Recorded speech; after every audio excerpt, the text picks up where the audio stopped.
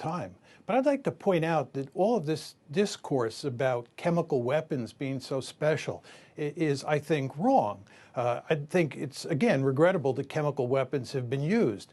But chemical weapons are not weapons of mass destruction like nuclear weapons are.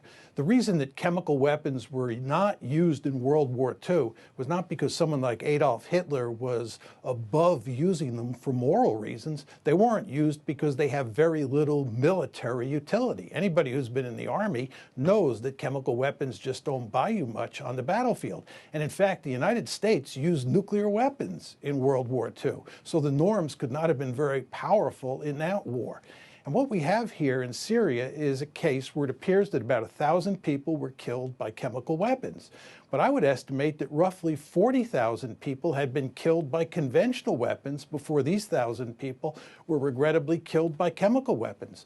I ask you, what's the difference between killing somebody with shrapnel or bullets versus killing them with chemical weapons? I don't see any meaningful difference. If we're so concerned about the fact that people have been killed, we should have intervened a long time ago in Syria. And of course we didn't, because we don't want to get in the middle of this situation, because we have no way to fix it. And the idea that chemical weapons have suddenly changed the nature of the game and therefore we should get involved now, I think is a specious argument. All right, we're going to have to leave that question, and this debate will, of course, continue.